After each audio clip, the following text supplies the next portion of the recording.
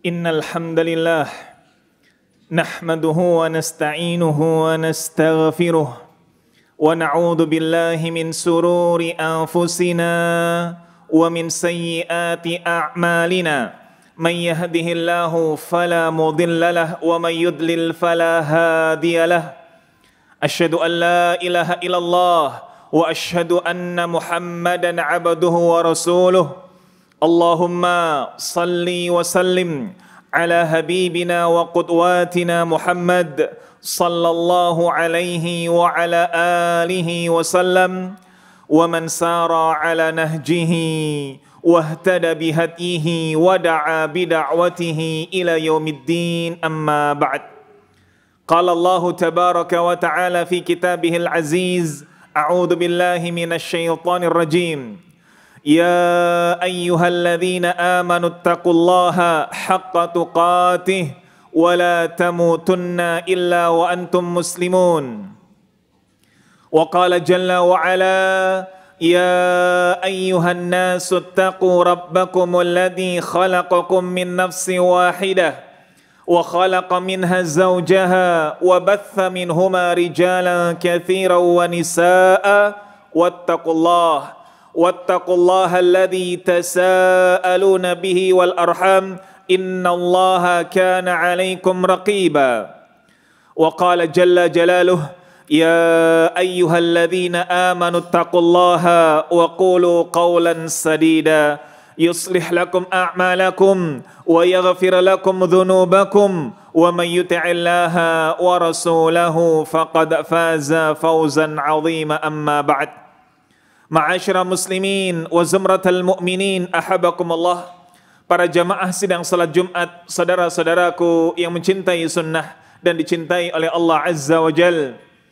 Tiada Jumat tanpa seruan takwa, tiada Jumat melainkan khatib mengingatkan diri pribadi maupun para jamaah sekalian untuk meningkatkan kualitas iman dan takwa sejalan dengan petunjuk Nabi sallallahu alaihi wasallam. Hal ini tergambar dalam sabda beliau, fa inna min afdali ayyamikum yaumal jum'ah fihi khuliqa Adam wa fihi qubida wa fihi nafkhatu wa fihi sa'qatu. Sejatinya hari-hari yang paling istimewa di antara kalian adalah hari Jumat. Di hari tersebut Adam alaihissalam diciptakan, di hari tersebut Adam alaihissalam diwafatkan, di hari tersebut sangkakala ditiupkan, dan di hari tersebut kalian semua diwafatkan. Fa'akthiru an salati fih, maka perbanyaklah kalian semua bersalawat padaku di hari tersebut. Maka mafhum dari hadis ini disebutkan oleh para ulama, di antara cara meningkatkan kualitas iman dan takwa sejalan dengan petunjuk Nabi sallallahu alaihi wasallam, di antaranya adalah memperbanyak salawat kepada beliau sallallahu alaihi wa ala alihi wasallam. Ikhwatal iman ahabakumullah. Tidak ada di antara kita yang menolak bahwasanya akhlak adalah cerminan kualitas seseorang. Tidak ada di antara kita yang menyangkal bahwa baiknya akhlak seseorang adalah bukti baiknya pengamalan agama dan keilmuan dalam diri seseorang. Maka sering kali kita mendapati bagaimana seruan untuk berakhlak, sering kali kita mendapati bagaimana cara kita untuk kemudian mensyiarkan agama ini melalui akhlak. Begitu pula masuk surga melalui akhlak. Nabi sallallahu alaihi wasallam mengatakan, ma min syai'in athqalu fil mizan min husnil khuluq. Tidak ada satupun yang lebih berat di mizannya Allah melainkan akhlak mulia. Kenapa? Karena akhlak mulia ada dalam semua jenis ibadah. Ada akhlak di dalam salat, ada akhlak di dalam puasa, ada akhlak di dalam zakat, ada akhlak di dalam haji. Karena terkait dengan keabsahan mungkin hanya syarat dan rukun, tapi bagaimana terkait dengan pahala, maka erat kaitannya dengan adab, erat kaitannya dengan akhlak. Dan banyak sekali model-model akhlak, banyak sekali praktek-praktek dari akhlak mulia. Di antaranya adalah menahan amarah. Disebutkan dalam hadis dari Anas ibnu Malik radhiyallahu an, qila li Rasulillah sallallahu alaihi wasallam. Disebutkan dari Nabi sallallahu alaihi wasallam, man kaffa ghadabahu kaffallahu anhu adzabahu. Barang siapa yang ia mampu menahan amarah, maka Allah akan tahan dia dari azabnya. Hadis ini hadis yang diperselisihkan oleh para ulama. Sebagian mengatakan dhaif, sebagian menghasankannya. Kenapa sebagian menghasankannya? Karena ternyata kita dapati banyak sekali dalil yang kemudian mendukung bagaimana benefit yang Allah berikan, yang Nabi SAW sampaikan terkait dengan menahan amarah. Di antara hadis yang sahih terkait dengan benefit, terkait dengan keuntungan bagi orang yang dia bisa menahan amarahnya, adalah sebuah hadis disebutkan dari Ibnu Umar radhiyallahu an, hadis yang dikeluarkan oleh Imam Tabrani. Disebutkan bahwa Nabi SAW mengatakan, man kaffa ghadabahu satarallahu anhu auratahu. Barang siapa yang ia mampu menahan amarahnya, maka Allah akan tutup auratnya, Allah akan tutup aibnya. Para jamaah sekalian, ketika kita ini emosi, ketika kita ini marah, seringkali kemudian muncul yakni lafal-lafal yang kemudian kita sesali di kemudian hari. Seringkali kemudian ada perangai-perangai yang kita sesali di kemudian hari. Karenanya kemudian di sini para ulama menjelaskan, seseorang ketika marah ini seringkali akalnya tertutup. Kalau dalam sebuah fikih terkait dengan talak, perceraian, maka ada di sana talaqu ghadban, perceraian di saat seseorang ini marah. Dan marah pun kemudian dirinci oleh para ulama. Di antaranya adalah Syekh Said Sabiq rahimahullah. Ada kemudian di sana marah yang notabene ada di permulaan marah. Ada yang kemudian marah di puncaknya marah. Ada yang kemudian marah di akhirnya marah. Maka ketika seseorang ini marah di puncaknya marah, yang ia sampai tidak sadar apa yang ia ucapkan, maka apa yang kemudian talak keluar dari lisannya, sebagian ulama mengatakan, maka hal itu tidak akan dihukumi kecuali ketika dia memang meniatkannya. Lalu kemudian dirinci lagi, kalau memang di sana lafalnya lafal yang sharih, maka tetap jatuh. Namun jatuhnya satu walaupun kemudian dia ucapkan berkali-kali. Kenapa? Karena akal seseorang ketika marah tertutup. Ketika marahnya sampai pada puncak level kemarahannya. Maka para jamaah sekalian, bagaimana benefit yang Allah Subhanahu wa taala berikan kepada orang-orang yang bisa menahan marah, sejatinya adalah sesuatu yang luar biasa. Allah Subhanahu wa taala menjelaskan bagaimana di dalam surat Ali Imran, ayat yang insyaallah familiar di telinga kita semuanya, ketika Nabi SAW diingatkan oleh Allah, ketika Allah Subhanahu wa taala mengingatkan semua yang kemudian menginginkan ampunan dari Allah serta surga yang seluas langit dan bumi. Allah mengatakan, wasari'u ila maghfiratin min rabbikum wa jannatin 'arduha as-samawati wal ard u'iddat lil muttaqin. Dan bersegeralah kalian, yakni kita semua kaum muslimin, menuju ampunan dari Allah dan surga yang seluas langit dan bumi. Dipersiapkan untuk orang-orang yang bertakwa. Siapa orang-orang yang bertakwa? Maka Allah Subhanahu wa taala melanjutkan dalam ayatnya, yakni alladzi yunfiquna fis sarra'i wad dharra, yakni orang-orang yang ia menginfakkan di saat dalam keadaan sempit maupun di saat dia dalam keadaan lapang. Ini satu. Yang kedua, wal kadhiminal ghaid, yakni orang-orang yang dia mampu menahan amarah, wal afina 'anin nas, dan orang yang ia suka memaafkan orang lain. Bagaimana surga yang luasnya seperti langit dan bumi diperuntukkan oleh Allah Subhanahu wa taala kepada, yakni salah satunya adalah orang-orang yang dia mampu menahan amarah. Maka akhlak mulia diantaranya adalah menahan amarah. Banyak sekali di antara kita yang dengan semakin zaman bertumbuh serba instan, semua serba dicari jalan cepatnya, maka azab terkikis atau adab itu terkikis, begitu pula rasa sabar terkikis. Banyak kemudian di antara kita menginginkan serba instan, maka berarti seseorang menjadi lebih gerusa-gerusu. Ketika kemudian semuanya menginginkan yang cepat, semuanya menginginkan yang tidak perlu menunggu waktu lama, maka di sana adab yang semakin hilang dan kesabaran pun semakin tipis. Kalaupun kemudian dia memiliki kesabaran, maka kesabarannya ini tidak sesuai dengan apa yang diperuntukkan. sesuai dengan prioritas dari Nabi Shallallahu Alaihi Wasallam. Seseorang mungkin dia bisa mengaku sabar, tapi hakikatnya dia bukan sabar yang sebenarnya. Ketika Nabi Shallallahu Alaihi Wasallam melintasi, yakni seorang wanita yang ia sedang menangis terseduh-seduh karena ditinggal anaknya meninggal, maka Nabi Shallallahu Alaihi Wasallam kemudian mengingatkan untuk bersabar. Sang wanita justru menghadik Nabi dan mengatakan, ilaika anni, pergilah engkau dariku. Karena ia tidak mengetahui bahwa yang mengingatkannya adalah Nabi Shallallahu Alaihi Wasallam. Dalam riwayat lalu Anas bin Malik mengatakan, tidakkah engkau tahu siapa ia? Baru diberitahukan bahwa ia adalah Nabi Shallallahu Alaihi Wasallam. Segera kemudian berlari menemui Nabi dan kemudian mengatakan, sejatinya saya telah bersabar wahai Rasulullah. Dan Nabi pun kemudian mengatakan, innamas sabru inda satmatil ula. Sejatinya sabar itu ada pada hantaman pertama. Maka inilah sabar yang hakiki. Seseorang mungkin dia terkala mendapati berita yang mengagetkan, mendapati berita yang mungkin menyedihkan, mendapati berita yang mungkin sangat membuat hatinya tergores. Dia muntap, dia marah, dia mengeluarkan semua unek-uneknya. Lalu kemudian dia seakan-akan mengatakan, sudah saya sekarang sabar. Maka ini bukanlah sabar yang hakiki. Karena sabar yang hakiki, inda satmatil ula, ada pada hantaman pertama.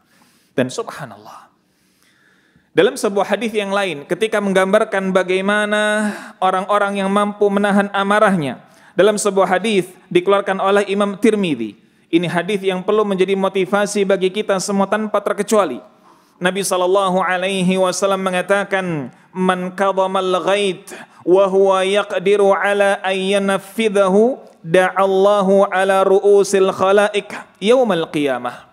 Barang siapa yang ia mampu menahan amarah di saat ia sanggup untuk melampiaskannya, maka ia akan dipanggil oleh Allah Subhanahu wa taala ala ru'usil khalaik, di hadapan semua makhluknya di hari kiamat kemudian.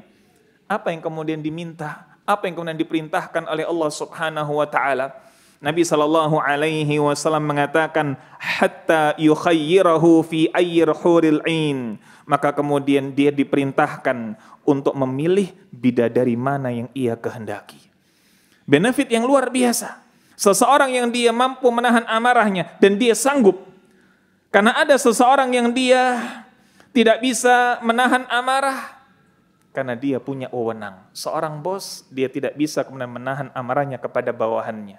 Sementara seorang bawahan, dia pun ketika marah tidak bisa berbuat apa-apa terhadap bosnya. Tetapi di sini Nabi Shallallahu Alaihi Wasallam menyampaikan, ada seseorang yang dia bisa menahan amarah padahal dia mampu. Seorang bos yang kemudian dia dizalimi oleh anak buahnya, dia menahan amarah. Seseorang yang dia dizalimi, dia mampu untuk meluapkan tapi dia tahan. Orang-orang yang demikian ini, kata Nabi Shallallahu Alaihi Wasallam, kelak akan dipanggil oleh Allah di hadapan seluruh makhluknya di hari kiamat dan disuruh memilih bidadari mana yang ia kehendaki. Lagi-lagi ini satu dari akhlak mulia, yakni menahan amarah. Dari satu akhlak mulia menahan amarah, kita dapati banyak sekali hadis-hadis yang membahas tentang benefitnya. Tidakkah kemudian kita menjadikan menahan amarah sebagai salah satu akhlak yang perlu untuk kita miliki? Ada sebagian di antara kita yang ia mungkin bisa menahan emosi dalam satu hal, namun ia tidak bisa menahan emosi dalam banyak hal. Ia sanggup menahan emosi dalam timpangan pekerjaan, ditumpuk dengan pekerjaan sana sini dia kuat, tapi ketika dia dihadapkan dengan musibah, dia tidak kuat. Maka sabar di sini, menahan amarah di sini ada pada semua jenis musibah, semua jenis ujian dari Allah Subhanahu wa taala. Barakallahu li wa lakum fil Qur'anil azim wa nafa'ani wa iyyakum bima fihi minal ayati wa dzikril hakim wa taqabbalallahu minna wa minkum tilawatahu innahu huwas samiul alim wastaghfiruh innahu huwal ghafurur rahim. Alhamdulillahi wa kafa wassalatu wassalamu ala rasulillahil mustafa wa ala alihi wa sahbihi wa mawalah wa la hawla wa la quwwata illa billah. Ma'asyara muslimin wa zumratal mu'minin, ahabakumullah, para jamaah sidang salat Jumat, saudara-saudaraku yang mencintai sunnah dan dicintai oleh Allah Azza wa Jal. Setelah pada khutbah yang pertama, khatib mengingatkan diri pribadi maupun para jamaah sekalian tentang bagaimana pentingnya berakhlak mulia, dan salah satu yang perlu untuk kita pupuk dalam diri kita adalah menahan amarah. baik kemudian menahan amarah secara umum, yang notabene ia bisa jadi menahan amarah karena ia memang tidak bisa meluapkan amarahnya kepada orang yang mungkin posisinya lebih tinggi darinya, kepada orang yang mungkin posisinya lebih terhormat daripada dirinya. Dia menahan amarah karena keadaan demikian. Ataupun seseorang yang dia menahan amarah karena sejatinya dia pun bisa untuk meluapkan amarahnya, maka semuanya mendapatkan benefit dari Allah dengan benefit yang luar biasa. Disebutkan dalam hadis Anas ibnu Malik, Allah akan tahan azabnya. Disebutkan dalam hadis Ibnu Umar, maka Allah akan tahan bagaimana aib-aibnya agar tidak terumbar. Dan disebutkan dalam hadis yang lain, bagaimana Allah akan panggil kelak ia di hadapan seluruh makhluknya, dan ia akan diberikan pilihan untuk memilih siapa bidadari yang ia kehendaki.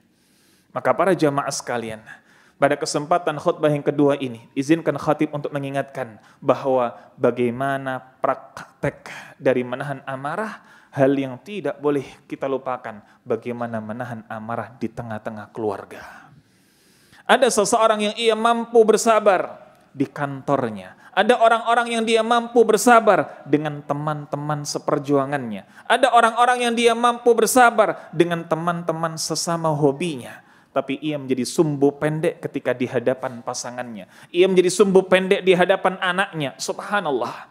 Tidakkah kemudian kita melihat bagaimana Nabi SAW ketika mengatakan khairukum khairukum li ahli wa ana khairukum li ahli. Sebaik-baik di antara kalian adalah yang paling baik terhadap keluarganya, dan aku adalah yang paling baik terhadap keluarganya. Dalam hadis yang lain Nabi SAW mengatakan, akmalul mu'minina imanan ahsanuhum khuluqa. Orang-orang yang paling sempurna keimanannya adalah orang-orang yang paling baik akhlaknya. Wa khiyarukum linisaihim, dan sebaik-baik di antara kalian adalah yang paling baik terhadap para wanitanya. Maka mafhum dari hadis ini dijelaskan oleh para ulama bahwa bagaimana kita sebagai seorang lelaki, bagaimana kita sebagai seorang suami yang paling berhak mendapatkan versi terbaik dalam diri kita, yang paling berhak mendapatkan versi yang paling sempurna dalam diri kita, dari apa yang paling bisa kita upayakan adalah keluarga-keluarga kita, bukan teman-teman kita, bukan tetangga kita, termasuk bukan pula kawan-kawan hobi kita. Ketika kita mampu bersabar dengan kawan-kawan kita, maka sungguh kesabaran terhadap istri jauh lebih mulia. Ketika kita mampu bersabar dengan tetangga, maka bersabar dengan anak maupun istri jauh lebih berat timbangannya di sisi Allah Subhanahu wa Ta'ala. Kalau bagaimana kemudian memberikan suapan saja kepada istri bernilai sedekah, bagaimana dengan menahan amarah yang seandainya di sana amarah itu terlengkapkan, maka banyak sekali madarat yang bisa didapatkan. Ada kemudian perceraian, ada kemudian trauma, ada kemudian sakit hati dan lain sebagainya. Maka jelas bagaimana seseorang yang dia menahan diri lisannya terhadap keluarganya, maka dia adalah orang-orang yang notabene telah beruntung, orang-orang yang dia akan mendapatkan benefit yang telah Nabi SAW janjikan. Bukankah ketika Nabi SAW mengingatkan kita semua bagaimana hendaknya bersikap kepada wanita, yakni kalau ada satu perangai yang ia tidak suka, maka akan banyak sekali perangai-perangai lain yang dia sukai. In kariha minha khuluqan radiya minha akhar. Kalau ada satu perangai yang mungkin membuatnya amarah, membuatnya emosi, membuatnya muntap, maka banyak sekali perangai-perangai lainnya dalam diri sang istri yang bisa membuatnya ridha. Maka seorang suami hendaklah kemudian dia memiliki manajemen emosi. Seorang suami hendaklah dia paling bisa menahan emosinya kepada istri. Tidaklah kemudian kita mencontoh apa yang dilakukan oleh kemudian kisah masyhur dari bagaimana Ummu Sulaim dan juga Abu Talha. Ketika kemudian ditinggal meninggal oleh anaknya, dicabut nyawanya oleh Allah Subhanahu wa Ta'ala. Maka di sana Ummu Sulaim memperlakukan dahulu Abu Talha dengan sebaik-baiknya. Dipuaskan syahwat makannya, dipuaskan syahwat biologisnya. Baru kemudian dikabarkan, bagaimana menurutmu jika pemilik dari sesuatu mengambil miliknya? Maka tentu saja Abu Talha mengatakan, tentu harus kita berikan.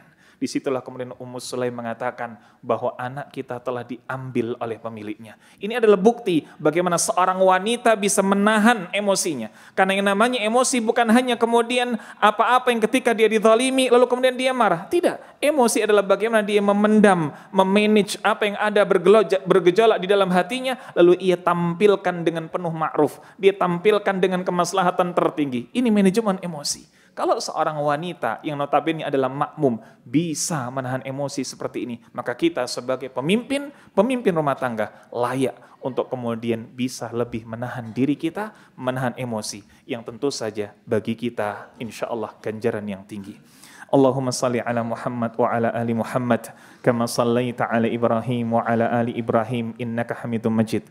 Allahumma barik ala Muhammad wa ala ali Muhammad kama barakta ala Ibrahim wa ala ali Ibrahim innaka Hamidum Majid. Allahumma ghafir lil muslimina wal muslimat walil mu'minina wal mu'minat al-ahya'ihim wal amwat wa ya qadiyal hajat wa ya mujibad da'awat. Allahumma ansur ikhwanana al-mujahidina fi kulli makan. Allahumma ansur ikhwanana al-mujahidina fi Afgan, fi Yaman, fi Filistin wa fi ghairi dhalik. Allahumma anshur shabab al-muslimin. Allahumma anshur madhlumina minal muslimin. Allahumma inna nas'aluka al-huda wat-tuqa wal-afafa wal-ghina.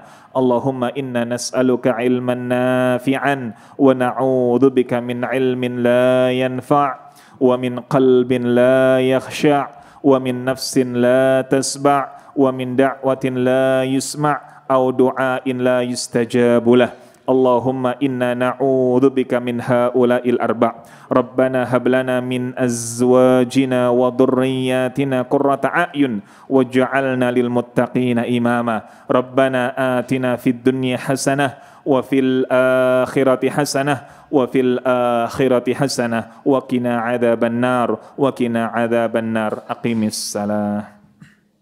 Tahukah Anda, ada 3 amalan yang pahalanya tidak akan terputus setelah kita meninggal. Sedekah jariah, ilmu yang bermanfaat, dan doa anak soleh. Salah satu bentuk dari sedekah jariah ialah wakaf untuk masjid atau lahan dakwah. Alhamdulillah, Masjid Pogung Dalangan kembali membuka kesempatan bagi siapa saja yang ingin berwakaf, bersama membebaskan lahan untuk perluasan masjid dan pengembangan sarana dakwah dengan target dana wakaf sebesar 10 miliar rupiah. Pembebasan lahan rencananya akan digunakan untuk perluasan Masjid Pogung Dalangan dan pengembangan sarana dakwah seperti Gedung Mahad dan Madin, Rumah Asatidzah, Studio MPD TV, serta Mualaf Center.